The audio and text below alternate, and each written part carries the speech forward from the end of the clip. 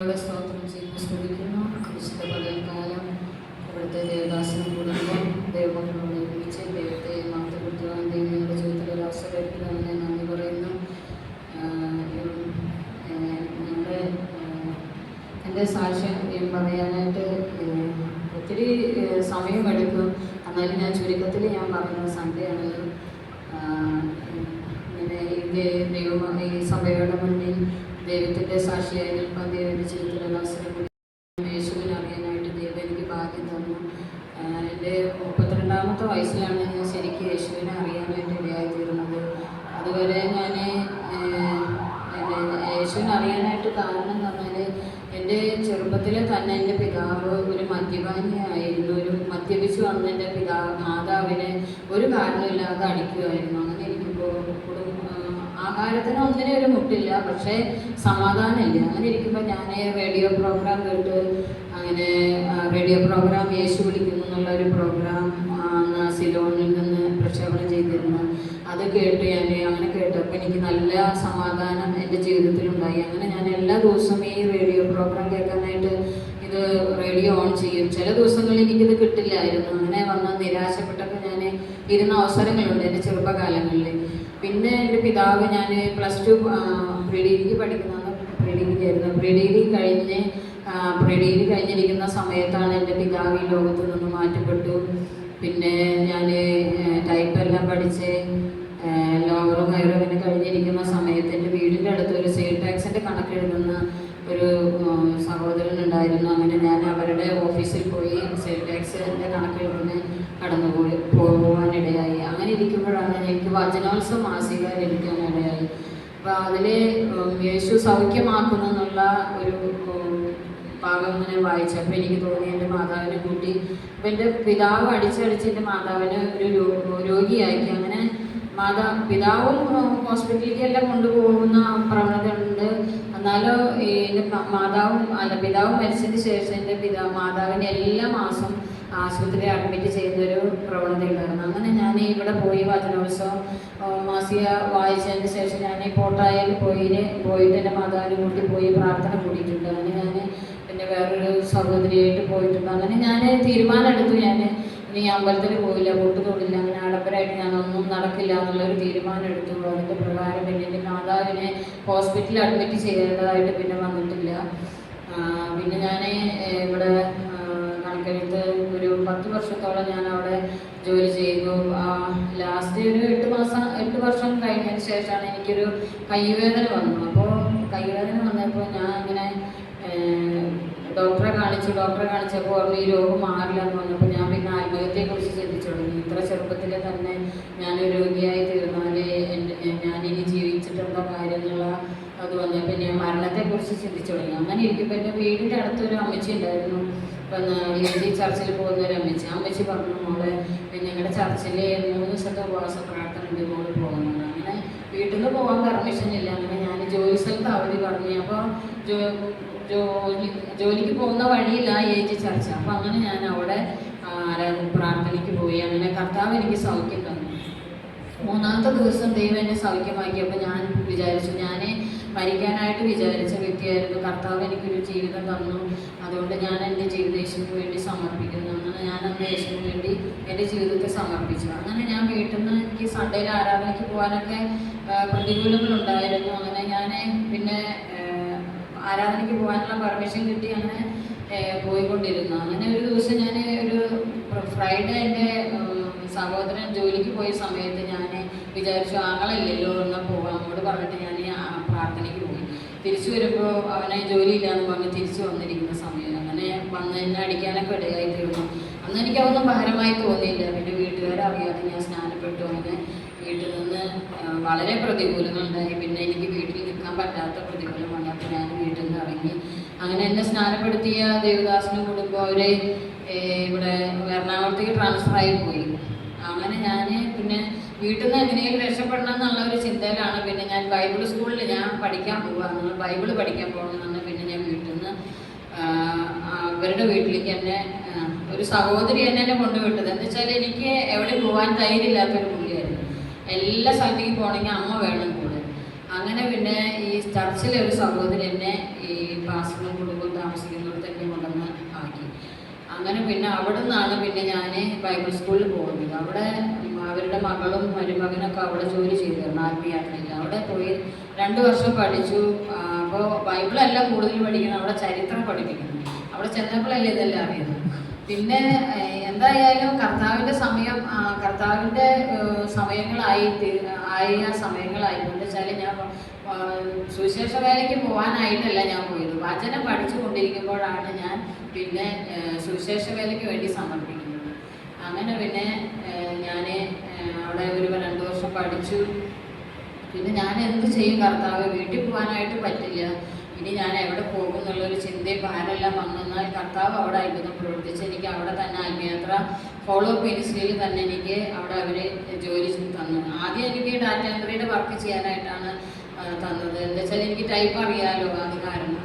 അങ്ങനെ പിന്നെ അവിടെ ഞാൻ പിന്നെ കത്തുകൾക്ക് മറുപടി എഴുതാനും ഫോൺ കോൾ അറ്റൻഡ് ചെയ്യാനും അതുപോലെ റേഡിയോ പ്രോഗ്രാം TV പ്രോഗ്രാമും കണ്ടവരും കേട്ടവരൊക്കെ കത്തുകൾ അയക്കുമായിരുന്നു. അങ്ങനെ അവർക്ക് കത്തുകൾക്ക് മറുപടി അയക്കാനും അതുപോലെ കൗൺസിലിംഗ് സെക്ഷനിലൊക്കെ ആയിട്ട് അങ്ങനെ ഒരു 10 വർഷത്തോളം ഞാൻ അവിടെ കർത്താവിൻ്റെ വേലയോടനുബന്ധിച്ച് ജോലി ചെയ്തു. അങ്ങനെ ഇരിക്കുമ്പോൾ അതിൻ്റെ ഇടയ്ക്ക് ഞാൻ എൻ്റെ മാതാവിന് ഒരു കത്ത് അയക്കുമായിരുന്നു. പഠിച്ചുകൊണ്ടിരിക്കുമ്പോൾ തന്നെ കത്ത് അയക്കുമായിരുന്നു. എന്താ വെച്ചാൽ മാതാവ് ഞാൻ കാരണം ഭാരപ്പെടരുത് എന്നുള്ള വിചാരത്തിൽ ഞാൻ എന്ത് ചെയ്തു, ഒരു കത്ത് അയക്കും. അമ്മ സുഖമായിരിക്കുന്നു, ഞാനിവിടെ സുഖമായിരിക്കുന്നു, ഞാൻ ജീവിച്ചിരിക്കേണ്ടത് എൻ്റെ മാതാവ് അറിയണം, അതിനെ വിചാരിച്ച്. അങ്ങനെ ഒരു ദിവസം ഈ ആത്മീയതയുടെ കത്തുകളെല്ലാം പോകുമ്പോൾ അതിൽ സീലടിച്ചല്ലേ പോകുന്നത്, അവർക്ക് റിട്ടേൺ അഡ്രസ്സ് ഒന്നും കൊടുത്തിരുന്നില്ല. അങ്ങനെ ഈ സീല് കണ്ടിട്ട് അടുത്ത വീട്ടിലൊരു സഹോദരി പറഞ്ഞു, ഇവിടുത്തുണ്ട്, അവൾക്ക് കത്തയക്കാൻ പറഞ്ഞു. എൻ്റെ മാതാവ് ഒരു ഭാഗം പാരലൈസ്ഡായി കിടക്കാൻ പറഞ്ഞിട്ട് ഈ സഹോദരി എനിക്ക് കത്തയച്ചു. അങ്ങനെ മരിക്കുന്നതിന് മുമ്പ് വന്ന് കാണുമെന്ന് പറഞ്ഞു. അങ്ങനെ ഞാൻ എൻ്റെ മാതാവിനെ കാണാൻ ചെന്നപ്പോൾ മാതാവിനെ ഡോക്ടറെ അടുത്തേക്ക് കൊണ്ടേയിരിക്കുകയായിരുന്നു. അങ്ങനെ തിരിച്ചു വന്നപ്പോൾ എൻ്റെ സഹോദരൻ കണ്ടു. ഞങ്ങൾ 5 മക്കളെ, ഏറ്റവും മൂത്ത ആങ്ങളെ ഞാനിവിടെ പഠിച്ചുകൊണ്ടിരിക്കുമ്പോൾ തന്നെ ന്യൂമോണിയ വന്ന് അറിഞ്ഞില്ല, അങ്ങനെ മരിച്ചു. മദ്യപാനിയായിരുന്നു, അങ്ങനെ അറിഞ്ഞില്ല, മരിച്ചു. അങ്ങനെ പിന്നെ എൻ്റെ ഇളയ സഹോദരനാണ് പിന്നെ ഉള്ളത്. അപ്പോൾ ഇളയ സഹോദരനായി മാതാവിനായിട്ട് കൊണ്ടുപോയി. അപ്പോൾ വന്നപ്പോൾ എന്നെ കണ്ടപ്പോൾ പിന്നെ ഇവർ മൂത്ത എന്നോട് പറഞ്ഞു, നീ ഇവിടുന്ന് എവിടേക്കും പോവില്ല, ഞാൻ നിൻ്റെ കാല് ഞാൻ വെട്ടി മുറിക്കുമെന്ന് പറഞ്ഞിട്ട് ഒരു ഇതെടുത്തിട്ട് വന്ന് എൻ്റെ കാല് മുറിക്കാനായിട്ട് വന്നു, വെട്ടാനായിട്ട് വന്നു. അങ്ങനെ വന്നപ്പോൾ ദൈവം എങ്ങനെയാണ് ദൈവത്തിൻ്റെ ദൂതം വന്നിറങ്ങിയ പോലെ എൻ്റെ രണ്ടാമത്തെ ചേച്ചിയുടെ ഏട്ടൻ വന്നിട്ട് വെട്ടുകത്തി മാറ്റാനായിട്ട് ഇടയായിരുന്നു. അല്ലെങ്കിൽ വന്നില്ലെങ്കിൽ എൻ്റെ കാലം എങ്ങനെയും വെട്ടി മുറിക്കുവാൻ. അങ്ങനത്തെ കുടിച്ചിട്ടും നല്ലൊരു ബോധമില്ലാത്തൊരു വ്യക്തിയാണ്. ആ സമയത്ത് പിന്നെ ദൈവത്തിൻ്റെ ദൂതൻ അയച്ച ദൈവം എന്നെ അവിടെ നിന്ന് രക്ഷിക്കാനായിട്ട് ഇടയായി തീർന്നു. അങ്ങനെ പിന്നെ ഞാൻ അവിടുന്ന് രക്ഷപ്പെട്ട് ഞാൻ വീണ്ടും പോന്നു, ഇവിടെ ആത്മയാത്രയിൽ വന്ന്. അങ്ങനെ ഞാൻ എൻ്റെ മാതാവിന് ഞാൻ മരുന്ന് വാങ്ങാനായിട്ട് കുറച്ച് പൈസ അയക്കുമായിരുന്നു. അങ്ങനെ ഇടയ്ക്ക് ഞാൻ 3 മാസം കൂടുമ്പോൾ പോകും മാതാവിനെ കാണാനായിട്ട്. അങ്ങനെ പോയി ഇടയ്ക്ക് മാസം ഞാൻ അങ്ങനെ കാണാനായിട്ട് പോയി. ആ പ്രതികൂലങ്ങളെല്ലാം മാറി. പിന്നെ മാസം ഞാൻ എൻ്റെ മാതാവിനെ ശുശ്രൂഷിക്കാനായിട്ട് അവധി സമയങ്ങളിലെല്ലാം പോകുമായിരുന്നു. അങ്ങനെ ഇരിക്കുമ്പോൾ പിന്നെ ഞാൻ വിശ്വാസത്തിൽ കടന്നു വന്ന സമയത്ത് തന്നെ ദൈവം എനിക്ക് ഒരു പ്രപ്പോസലിൻ്റെ കാര്യം അവിടുത്തെ ദേവദാസൻ പറഞ്ഞപ്പോൾ ഞാൻ പറഞ്ഞു, ഞാനിപ്പോൾ വിശ്വാസത്തിൽ വന്ന സമയമാകുമ്പോൾ ഞാനൊക്കെ ഒരു കല്യാണം കഴിക്കുകയാണെങ്കിൽ എല്ലാവരും പറയും ഞാൻ കല്യാണം കഴിക്കാൻ വേണ്ടി ഇറങ്ങി തിരിച്ചതാണ്, അതുകൊണ്ട് എനിക്ക് വേണ്ടെന്ന് പറഞ്ഞു. ഞാനങ്ങനെ ബൈബിൾ സ്കൂളിൽ പോയത്. അപ്പോൾ ഞാനൊരു തീരുമാനം എടുത്തിട്ടുണ്ടായിരുന്നു, ഞാൻ എൻ്റെ കൂടെ നിൽക്കുന്ന പഠിക്കുന്നവരോ കൂടെ അറിയുന്ന ആൾക്കാരെ ആയിട്ടൊരു വിവാഹത്തിന് ഞാൻ സമ്മതിക്കില്ല എന്ന് ദൈവസന്നിധിയിൽ ഒരു തീരുമാനം എടുത്തിട്ടുണ്ടായിരുന്നു. ആ തീരുമാനത്തിൻ്റെ പ്രകാരം ഞാൻ ഒത്തിരി കഷ്ടതയിലൂടെ ഞാൻ കടന്നു പോകേണ്ടതായിട്ട് വന്നിട്ടുണ്ട്. അതൊന്നും ഞാൻ ഇപ്പോൾ പറയുന്നില്ല. മരണകരമായ അവസ്ഥകളിലൂടെ ദൈവം എന്നെ നടത്തി. പിന്നെ അവിടെ നിന്ന് പിന്നെ ഒരു 10 വർഷം കഴിഞ്ഞപ്പോഴാണ് ഇങ്ങനൊരു വിവാഹാലോചന വന്നപ്പോൾ പിന്നെ അവിടെ നിൽക്കാൻ പറ്റാത്ത വിധത്തിലുള്ള പ്രതികൂലങ്ങളായി തുടങ്ങി. എന്താ വെച്ചാൽ ആദ്യത്തെ ആ അന്തരീക്ഷമൊക്കെ പോയി. പിന്നെ അവർ മറ്റേ അച്ഛനും അങ്ങനെയൊക്കെ ആയപ്പോൾ എനിക്ക് അവിടെ നിൽക്കാൻ പറ്റാത്ത പ്രതികൂലങ്ങൾ വന്നു. അങ്ങനെ ഒരു ദൈവിക ആലോചന ഉണ്ടായിരുന്നു. ഒരു മാതാവും ഒരു സഹോദരനും കൂടി കടന്നു വരും. അപ്പോൾ ഒരു പ്രപ്പോസലായിട്ട് കടന്നു വരുന്നുള്ള അതങ്ങനെ ഒരു പ്രവചന ശുശ്രൂഷ അല്ല, പ്രവചന എനിക്കുണ്ടായിരുന്നു. അങ്ങനെ ഞാൻ ഇതിന് പിന്നെ മുൻകൈ എടുത്തത്. അങ്ങനെ എൻ്റെ ചർച്ചുകാരോട് പറഞ്ഞ് അങ്ങനെയാണ് ഈ വിവാഹ കാര്യം നടന്നത്. അങ്ങനെ 2011 ഞങ്ങളുടെ വിവാഹം നടന്നു. 2013 വരെ ഞങ്ങളിവിടെ മെഡിക്കൽ മിഷനിൽ ഞങ്ങൾ സൺഡേയിൽ പോയി കുറച്ച് സമയം രോഗികളെ സന്ദർശിച്ച് അവർക്ക് വേണ്ടി പ്രാർത്ഥിക്കുകയും സുവിശേഷം അറിയിക്കുകയൊക്കെ ചെയ്യുമായിരുന്നു. അതൊന്നും ഒരു സമാധാനം ഇല്ലായിരുന്നു. അങ്ങനെ അവിടെ റബ്ബറും കാര്യങ്ങളൊക്കെ ആയിട്ട് ആ പറമ്പിൽ കിടന്ന് ചുറ്റി നടക്കുമ്പോൾ കർത്താവ് എന്നോട് പറഞ്ഞ് കൽവിക്ക് കൈവച്ച ശേഷം പുറകോട്ട് നോക്കുന്നവരാരും ദൈവരാജ്യത്തിനെ കൊള്ളാകുന്നവനല്ല എന്ന് ദൈവത്തിൻ്റെ വചനം എന്നോട് ഇടപെട്ടുകൊണ്ടിരുന്നു. അങ്ങനെ ഒരു ദേവദാസം പറഞ്ഞു, നിങ്ങൾക്ക് ദൈവം ഒരു വഴി തുറക്കുമ്പോൾ നിങ്ങൾ ഈ വീട് സ്ഥലത്ത് നോക്കണ്ട, നിങ്ങൾ ഇറങ്ങണമെന്നായിരുന്നു. അങ്ങനെ ഞങ്ങൾക്ക് ബീഹാറിൻ്റെ പ്രദേശത്തേക്ക് ഞങ്ങൾക്കൊരു വഴി തുറന്നിട്ട് ഞങ്ങൾ ഈ വീട് സ്ഥലം ആരെ ഏൽപ്പിക്കാതെ ആരോടും പറയാതെ ഞങ്ങൾ അവിടെ നിന്ന് ഇറങ്ങി.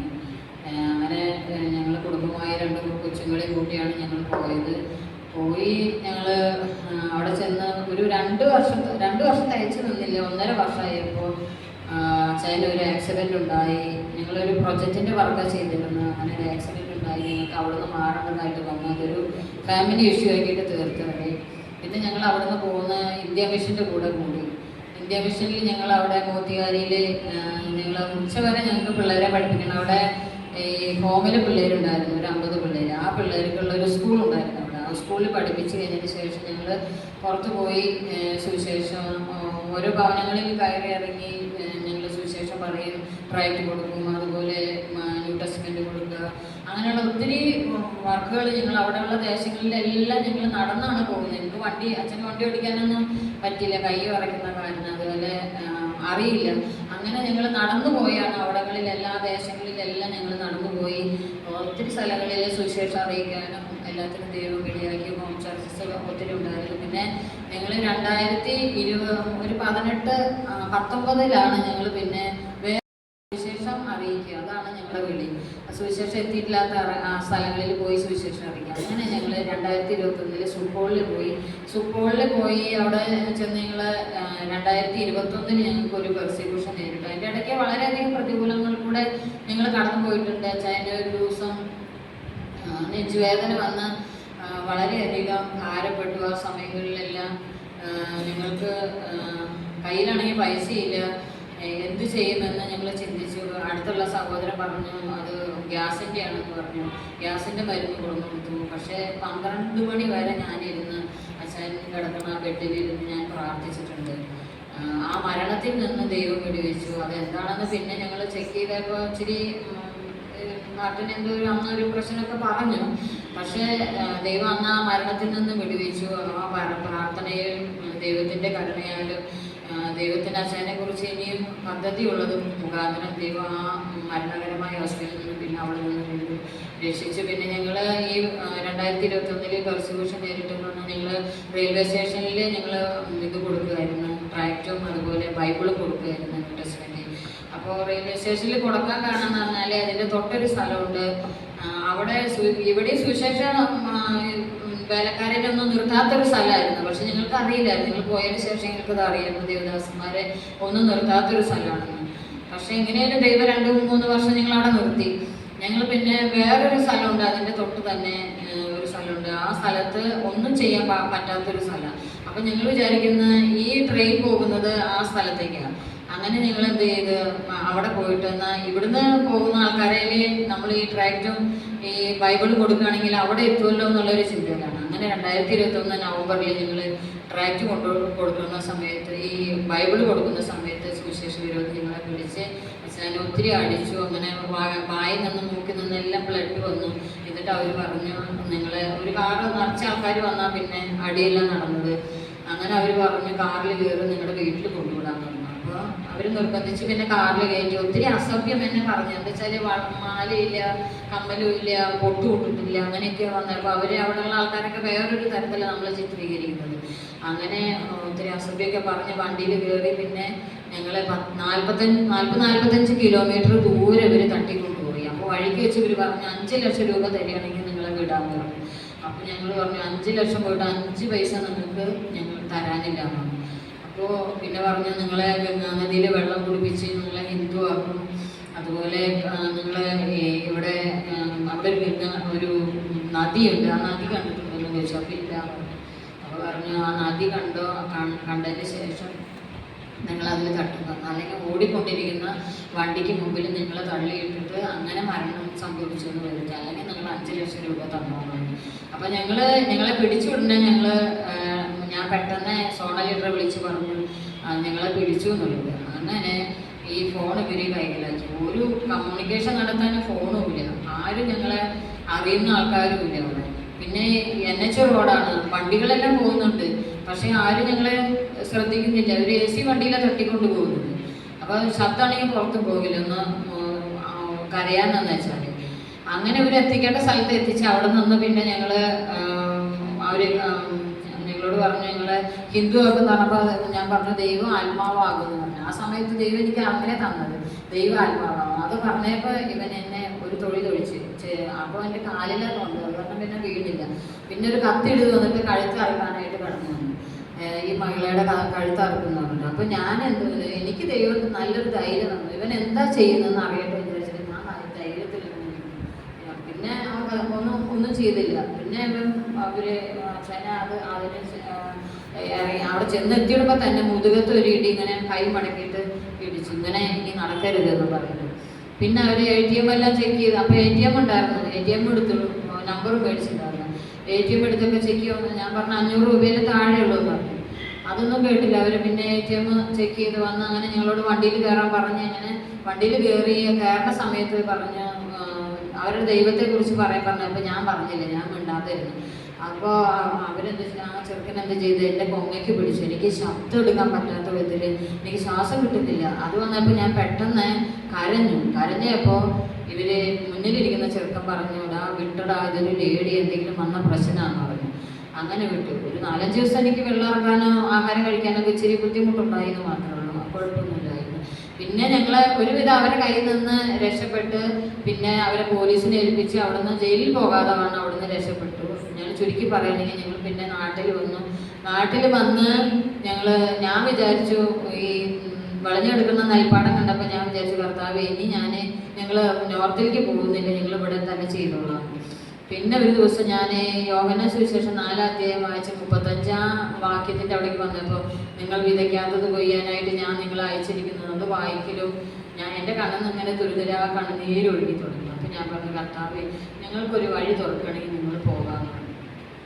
അങ്ങനെ ദൈവം ഞങ്ങൾക്കൊരു വഴി തുറന്നപ്പോഴാണ് ഞങ്ങൾ UP-യുടെ പ്രദേശത്തേക്ക് കടന്നുപോയി. അവിടെ ഒരു 3 മാസം ഞങ്ങൾ പ്രവർത്തിച്ചുള്ളൂ. 3 മാസം പ്രവർത്തിച്ച് അപ്പോഴാണ് പോലീസ് ഞങ്ങളെ പിടിച്ച് ജയിലടക്കാനായിട്ട് ഇടയായിട്ടുള്ളത്. അപ്പോൾ പോലീസ് വരുന്നത് ഞങ്ങളെ പിടിക്കുന്നതിൻ്റെ 2 ദിവസം മുമ്പ് ഞാനിങ്ങനെ ദർശനം കണ്ടു. 2 പോലീസുകാർ ഞങ്ങളുടെ നേരെ വരുന്നു, എന്തൊക്കെ എഴുതുന്നു എന്നൊക്കെ കണ്ടു. അപ്പോൾ ഞാൻ ചെന്ന് പറഞ്ഞു അച്ഛാ ഞാനൊരു 2 പോലീസുകാർ നമ്മുടെ നേരെ കടന്നു വരുന്നൊക്കെയായിട്ട് കാണുന്നുണ്ട്. അന്ന് നന്നായി പ്രാർത്ഥിച്ചൊക്കെ ഞങ്ങൾ ആരാധന നടത്താൻ പോയി. ആരാധന നടത്തി വന്ന് പിറ്റത്തെ ദിവസം ഞാൻ തുണിയെല്ലാം കഴുകി മേലെ ടെറസിൽ വിരിക്കാനായിട്ട് പോകുമ്പോൾ അച്ഛനെയും കൂടിയേ പോയത്. ഞാൻ പറഞ്ഞു എനിക്ക് പേടി തന്നെ പോകാമെന്ന് പറഞ്ഞിട്ട് അതൊക്കെല്ലാം ലോക്ക് ചെയ്തിട്ടാണ് പോയിരിക്കുന്നത്. ഇവർ താഴെ വന്ന് നോക്കുമ്പോൾ ലോക്ക് ചെയ്ത വീട് കണ്ടവർക്ക് തിരിച്ചു പോവുക വേണ്ട, ഇവർ ഞങ്ങൾ മേലെ നിൽക്കുന്നത് കണ്ടു. അങ്ങനെ ഇവർ ഞങ്ങളെ മേലെ നിന്നാണ് പിടിച്ചു കൊണ്ടുപോയത്. അപ്പോൾ അന്നേ ദിവസം ഇട്ടില്ല, പിറ്റേ ദിവസമാണ് ഞങ്ങൾ ജയിലിലടച്ചത്. അപ്പോൾ ജയിലത്തെ കാര്യങ്ങൾ പറയാനാണല്ലോ ഞാൻ കൂടുതൽ അത് പിന്നുള്ള കാര്യങ്ങളെല്ലാം പിന്നെ പറഞ്ഞ സമയമല്ല. അത് കാരണം ഞാൻ ജയിലിൽ ചെല്ലുമ്പോൾ തന്നെ അവർ രാവിലെ പിടിച്ചതാ, പിന്നെ രാത്രി 7:30 നമ്മളെ ജയിലിൽ കൊണ്ടുവരുന്നു. അങ്ങനെ ജയിലിൽ ചെന്നിടുമ്പോൾ അവർ പ്രസാദം കൊണ്ടുവരുന്നു എനിക്ക്. അപ്പോൾ വനിതാ സെല്ലിൽ ചെന്നിടുമ്പോൾ തരുന്നത് ഇവർ പറഞ്ഞത് പ്രസാദമാണ്. ഞാൻ പറഞ്ഞു എനിക്ക് വേണ്ടാന്ന്, കഴിക്കാൻ എന്തെങ്കിലും കിട്ടുമെന്ന് വെച്ചാൽ. അങ്ങനെ നന്നായി വിശന്നിരിക്കുന്ന സമയം. അങ്ങനെ പിന്നെ അവർ ആഹാരം തന്നു. പിന്നെ ഇവർ എല്ലാ ദിവസവും സന്ധ്യ നേരത്തെ ഹിന്ദുക്കളാണ് നമ്മളെപ്പോലെ കൈയടിച്ച് പാട്ട് പാടി അതൊക്കെ കഴിഞ്ഞിട്ടാണ് ഈ പ്രസാദം എല്ലാവരെയും കൊണ്ടു കൊടുക്കുന്നത്. എല്ലാ ദിവസവും എൻ്റെ അടുത്തേക്ക് ഒരാൾ വന്നാൽ വേറൊരാളെ പിറ്റേ ദിവസം കൊടുക്കുന്നുണ്ട്. ഞാൻ കഴിക്കില്ല, എനിക്കിത് വ്യവസ്ഥയില്ല എന്ന് പറഞ്ഞാലും അതെ ഇവരിങ്ങനെ നമ്മളെ വരുന്നത് വരെ ഇവരിങ്ങനെ ബുദ്ധിമുട്ടിച്ചിട്ടുണ്ട്. ചിലപ്പോൾ ഞാൻ അവർ വരുമ്പോഴേക്കും അവിടെ നിന്ന് എഴുന്നേറ്റ് പോകും പുറത്തേക്ക്. അങ്ങനത്തെ ഒരു അവസ്ഥയായിരുന്നു. അങ്ങനെ പിന്നെ എന്ന് പറഞ്ഞാൽ ഈ 18 പേരാണ് ഞാൻ കിടന്ന റൂമിൽ അന്ന്. അവിടെ ആദ്യം എല്ലാവരും വരുമ്പോൾ ആ റൂമിലാണ് എല്ലാവരെയും കൊടുന്ന് കിടത്തുന്നത്. പിന്നെ ഒരു 3 ദിവസം കഴിഞ്ഞാൽ മറ്റേ റൂമിലേക്ക് മാറ്റും, എന്നെ അവിടെ തന്നെ കിടത്തി. അപ്പോൾ ഇവർ പറയുന്നത് ഞാനവിടെ ചെന്നെത്തിയപ്പോൾ തന്നെ പറഞ്ഞു എനിക്ക് ഹിന്ദി അങ്ങനെ അറിയില്ല കേട്ടോ എന്നൊക്കെ പറഞ്ഞു. അപ്പൊ അത് പ്രകാരം എനിക്ക് അവിടെ നിൽക്കാനായിട്ട് സാധിച്ചു. ഹിന്ദി ഇച്ചിരിയെങ്കിലും അറിയുമെന്ന് പറഞ്ഞിട്ടുണ്ടെങ്കിൽ എന്നെ അവരവിടെ ബാക്കി വെച്ചേർന്നില്ല. അങ്ങനെ പിന്നെ ഇവര് ഓരോ കാര്യങ്ങൾ ഇങ്ങനെ പറയും. നമുക്കവിടെ ജോലി ചെയ്യാനായിട്ട് സമയം പറയും. ഇന്ന സ്ഥലം തൂത്തുവാരണം എന്ന് പറയും, അവിടെ പോയി തൂത്തുവാരണം. അതുപോലെ നമ്മൾ കിടക്കുന്ന സ്ഥലമെല്ലാം നിൽക്കാനായിട്ട് ദൈവം സഹായിച്ചു. വചനം തന്നു, അതുപോലെ പാട്ട് തന്നു. ആ പാട്ടിലൂടെയൊക്കെ ആ പാട്ട് പാടുമ്പോഴൊക്കെ നമുക്ക് എന്തൊരു സന്തോഷമായിരുന്നു വെച്ചിട്ടാ. ദൈവം ആ പാട്ട് ആ പ്രതികൂലങ്ങളിലൂടെ ആ നിരാശ വരുന്ന സമയത്തും എത്ര 8 മാസം ഞങ്ങളവിടെ കിടന്നു. നിരാശ വന്നു, പക്ഷേ ആ സമയങ്ങളിലെല്ലാം നിരാശപ്പെടാതെ അവരുടെ മുമ്പിൽ നമ്മൾ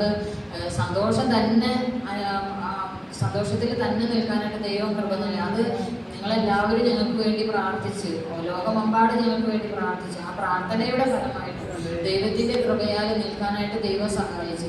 അങ്ങനെ ഒത്തിരി കാര്യങ്ങൾ. ഒരു ദിവസം ഈ ശ്രീകൃഷ്ണ ജയന്തിക്ക് ഇവര് പറഞ്ഞു ഷീജ വരൂല്ലേ അമ്പലത്തിലേക്ക് പറഞ്ഞു. ഞാൻ പറഞ്ഞു ആന്ന് പറഞ്ഞു. ഞാൻ എന്താ വെച്ചാൽ മനസ്സിലുണ്ട് ദൈവമേ എങ്ങനെ പോകും. പിന്നെ ഇവിടെ ആരും നിൽക്കാൻ പാടില്ല, രാത്രിയിലാണ് പരിപാടിയെല്ലാം നടക്കുന്നത്. 2 പിള്ളേരെ ഒരുക്കി വെച്ചിട്ടുണ്ട്. 2 പിള്ളേരെ അവിടെ ഉണ്ടായിരുന്നു, ഒരു ആൺകൊച്ചും പെൺകൊച്ചും. അവരെന്നൊക്കെ അണിയിച്ചൊരുക്കി ഒക്കെ സന്ധ്യാനേരത്തൊക്കെ അണിയിച്ചൊരുക്കി ഇരുത്തി. അപ്പോൾ എൻ്റെ മനസ്സിൽ മുഴുവൻ ദൈവമേ എങ്ങനെ പോകും. അപ്പോൾ അവിടെ അമ്പലത്തിൽ കിടക്കാത്ത ആൾക്കാർ പുറത്ത് നിൽക്കുമല്ലോ, അവരുടെ കൂടെ നിൽക്കാന്നൊക്കെ ചിന്തയില്ല. എന്നാലും പിന്നെ ഞാൻ വിചാരിച്ചു കർത്താവേ എനിക്ക് വേണ്ടി ദൈവത്തിന് ഒരു അത്ഭുതം പ്രവർത്തിക്കാനായിട്ട് കഴിയും. അപ്പോൾ ഞാൻ പെട്ടെന്ന് ഇങ്ങനെ ഒരു ഉണ്ടായൊരു കഥയിൽ തന്നെ, നമ്മുടെ കേരളത്തിൽ തന്നെ ഉണ്ടായൊരു കഥയാണ്. ഒരു കോളേജിൽ നിന്ന് ഒരു ഗ്രൂപ്പ് ടൂറിന് പോകുക. അപ്പോൾ വഴിക്ക് വെച്ച് ഈ ആമ്പിള്ളേരെല്ലാം പറഞ്ഞു ഇപ്പോൾ സിനിമ കാണാൻ തന്നെ. അപ്പോൾ ഒരു ബന്ധുക്കോസ് വെച്ചിട്ടുണ്ടായിരുന്നു ആ വണ്ടിയിൽ. അപ്പോൾ അവർ ആ വെച്ച് പറഞ്ഞു ഞാൻ സിനിമ കാണില്ല എന്നിട്ട് കൂടി ഇരുന്ന് കരയാൻ തുടങ്ങി. അപ്പോൾ പറഞ്ഞാൽ തിരിച്ചു വരുമ്പോൾ നീ ഒരു കാര്യം ചെയ്താൽ മതി, അവിടെ കണ്ണടച്ചിരുന്നാൽ മതി എന്നൊക്കെ ഇവർ പറഞ്ഞു. പക്ഷെ തിരിച്ചു വരുമ്പോഴേക്കും ഒരു ഹർത്താലുണ്ടായി. അങ്ങനെ ടാക്സൊക്കെ അടയ്ക്കാനായിട്ടിടയായിരുന്നു. നമുക്ക് അങ്ങനെ ദൈവം ഒരു വിടുതൽ കൊടുത്തു. അപ്പോൾ ഞാൻ പറഞ്ഞു കർത്താവേ എനിക്ക് വേണ്ടി ദൈവത്തിൻ്റെ ഒരു അത്ഭുതം പ്രവർത്തിക്കാനായിട്ട് കഴിയും. അപ്പോൾ രാവിലെ തൊട്ട് ഇതെന്നെ മനസ്സിൽ ദൈവം എങ്ങനെയെങ്കിലും എന്നെ രക്ഷിച്ചാൽ മതിയാവും. അങ്ങനെ ഇരിക്കുമ്പോൾ ഒരു 6 മണി കഴിഞ്ഞ നേരത്ത് ഭയങ്കര, അന്ന് മഴയൊന്നുമില്ലാത്തൊരു സമയമാണ്, ഭയങ്കര ഇടിയും മഴയും, ഭയങ്കര മഴ, നിർത്താത്ത മഴ. ഈ അമ്പലത്തിൻ്റെ ഈ നിൽക്കുന്ന പാതകത്തിലെല്ലാം വെള്ളം വന്ന് നിറഞ്ഞു. അമ്പലത്തിൽ ആ ഉമ്മറത്തെല്ലാം മാറും. അങ്ങനെ ഇവിടെ ജയിലധികാരി വന്ന് വിളിച്ചു പറഞ്ഞു ഇവിടെ നിൽക്കാൻ പറ്റാത്ത വിധത്തിൽ വെള്ളം, ഇന്നത്തെ പ്രോഗ്രാം ചെയ്യാൻ പറ്റില്ല. ഞാൻ ദൈവത്തിന് മഹത്വം കൊടുക്കാനായിട്ട് ഇടയായിരുന്നു.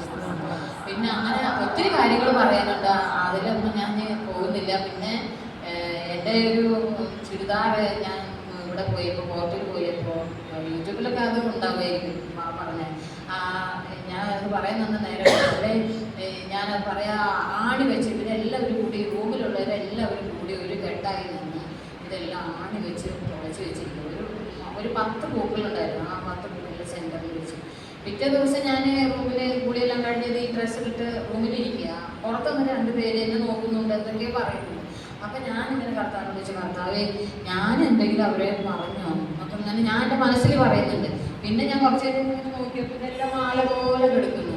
പിന്നെ അത് മാറി ഞാൻ വേറെ ഡ്രസ്സിട്ട് ഇതെല്ലാം തുന്നി കുത്തി, പിന്നെ അവരൊക്കെ തന്നെ സൂചി നൂലെടുത്ത് തുന്നി കുത്തി പോകുന്ന കർത്താവെ ഞങ്ങൾ ഇവിടുന്ന് ജാമ്യം ലഭിക്കാത്ത വണ്ടിയിൽ എന്തെങ്കിലും തന്ത്രമന്ത്ര ശക്തിയിലുണ്ടെങ്കിൽ യേശുവിൻ്റെ നാമത്തിൽ നിർവീര്യമായി പോകട്ടെ എന്ന് പറഞ്ഞാൽ അത് പ്രാർത്ഥിച്ച് കർത്താവ് ഇത് ആരാ ചെയ്തെങ്കിൽ ഞാൻ ഇവിടുന്ന് പോകണേറ്റ് മുന്നേ എന്നോട് ക്ഷമ പറയണമെന്ന് പറഞ്ഞു.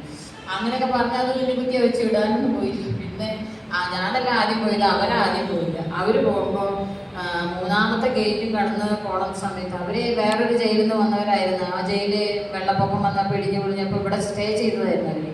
അവരിലുള്ളവരാ കൂടുതലും മന്ത്രം ചെയ്യുന്ന ആൾക്കാർ, മന്ത്രവാദികൾ. അവർ 4 പേര് പോണ സമയത്ത് അപ്പോൾ 3ാമത്തെ ഗേറ്റും കടന്നു പോണ സമയത്ത് ഒരു സ്ത്രീ തിരിച്ചു വന്നിട്ട് എന്നോട് പറഞ്ഞു ഷീജ ഞാൻ ചെയ്ത എല്ലാ കുറ്റങ്ങൾക്കും ക്ഷമ തരണം പറഞ്ഞു. അങ്ങനെ ഞാൻ പറഞ്ഞു സാരമില്ല. അങ്ങനെ അവരങ്ങോട്ട് പോയി. അപ്പോൾ പിന്നെ ഈ ഞാൻ കുളിക്കുന്ന സ്ഥലത്ത് പ്രാർത്ഥിച്ച ആൾക്കാർ തിരിച്ചു വന്നിട്ട് അവർ അവിടെ ഉണ്ടായിരുന്നു. അപ്പോൾ അവർ ഇവരുടെ കൂടെയുള്ള ആൾക്കാരാണ് ഈ ശിക്ഷ അനുഭവിച്ചവരെ കൊണ്ടുപോയി. അപ്പോൾ ഇവർ എന്നോട് വന്നിട്ട് പറഞ്ഞു, ഷീജ ഞാൻ മരുന്ന് കഴിച്ചു, അതുപോലെ ബ്ലഡ് ചെക്ക് ചെയ്തു, കുറവില്ല, ഷീജ പ്രാർത്ഥിച്ചാൽ മാറുമെന്ന് പറഞ്ഞിട്ട്. അപ്പോൾ അവരെൻ്റെ അടുത്തേക്ക് വന്നിട്ട് അവർ പറഞ്ഞു പ്രാർത്ഥിക്കാമെന്ന് പറഞ്ഞ് അവർ വേണ്ടി പ്രാർത്ഥിച്ച് ദൈവം അവർക്ക് സൗഖ്യം കൊടുത്തു. പക്ഷേ ഇവർക്ക് ഇങ്ങനെയെല്ലാം ഉണ്ടായാലും ഇവർ പിന്നിൽ ചെന്ന് ഇതിൻ്റെ മുന്നിൽ ചെന്നിരുന്ന് പ്രാർത്ഥിക്കുന്നു. അപ്പോൾ അങ്ങനെയൊക്കെ ഒത്തിരി കാര്യങ്ങൾ. അപ്പോൾ ദൈവം അവിടെ എല്ലാം നമ്മളെ നിർത്തിയത് ദൈവത്തിൻ്റെ വചനം, അതുപോലെ നിങ്ങളുടെ എല്ലാവരുടെയും പ്രാർത്ഥന പ്രകാരമാണ്. പ്രാർത്ഥിച്ച എല്ലാവർക്കും നന്ദി പറയുന്നത്. പിന്നെ ഞങ്ങളുടെ കേസെല്ലാം ഞങ്ങൾക്ക് അനുകൂലമായിരുന്നു. 8ാം മാസത്തിലാണ് ഞങ്ങൾ പോകുന്നത്. പോരുമ്പോൾ അവിടുത്തെ ജയിലിലെ വനിതാ പോലീസെല്ലാം പറഞ്ഞു, ഷീജ പൈരക്കിൽ നല്ല വ്യക്തിയായിരുന്നു. എന്താ വെച്ചാൽ അവിടെയുള്ള പണിയെല്ലാം പറഞ്ഞതെല്ലാം ചെയ്യും. ദൈവം അതിനുള്ള കൃപയെല്ലാം തന്നു. ഒന്നിനും മറ്റുള്ളവരായിട്ട് വഴക്കുണ്ടാക്കാൻ ഒന്നിനും പോയില്ല. അവിടെ ഉള്ളവരാണെങ്കിൽ അങ്ങോട്ടും തമ്മിൽ കിട്ടിയും ബഹളവും അടിയും ബഹളവും എല്ലാം ഉണ്ടായിരുന്നു. അവരുടെ കേസ് തീർക്കാനൊക്കെ അവിടുത്തെ ആൾക്കാർക്ക് നേരമുള്ളൂ, ജയിലാളികൾക്ക്. അപ്പം അങ്ങനെ പിന്നെ ഞങ്ങൾ അവിടെ ചെയ്യില്ല എന്നാണ് ഇവരുടെ ചിന്ത മുഴുവൻ. പിന്നെ ഞങ്ങളെ കേസെല്ലാം അനുകൂലമായി ഞങ്ങൾ ശിക്ഷ വിധിച്ചപ്പോൾ ചെന്നപ്പോഴും അവിടുത്തെ ആൾക്കാരൊക്കെ പോലീസുകാരൊക്കെ വന്നു, അയ്യോ ഷീജ വന്നോ, ആദ്യം ഞാനാ പോയത്, ഷീജ വന്നോ, അയ്യോ എന്താന്നൊക്കെ പറഞ്ഞ് പോലീസ് പിന്നെ പിടിച്ചോ നിങ്ങളെന്നൊക്കെ പറഞ്ഞു. അപ്പം നിങ്ങൾ കേസിന് വന്നതാ, അങ്ങനെ പിടിച്ചതാന്നൊക്കെ പറഞ്ഞു. വിഷമിക്കണ്ട എന്നൊക്കെ അവർ പറഞ്ഞു. അങ്ങനെ നല്ലൊരു അന്തരീക്ഷമായിരുന്നു അവിടെ. 1 മാസത്തോളം ഞങ്ങൾ പിന്നെ നിന്നു. അനേകരെ ദുഃഖിതരെ ആശ്വസിപ്പിക്കാനും അങ്ങനെയുള്ള പാട്ടിലൂടെ അവരെ സുവിശേഷം അറിയിക്കാനും ഒത്തിരി സാഹചര്യങ്ങൾ ദൈവം ഒരുക്കി തന്നു. അതിന് ദൈവത്തിന് നന്ദി പറയുന്നു. എനിക്ക് വേണ്ടി പ്രാർത്ഥിച്ചതിന് ഒത്തിരി നന്ദി. ദൈവം എല്ലാവരും അനുഗ്രഹിക്കട്ടെ.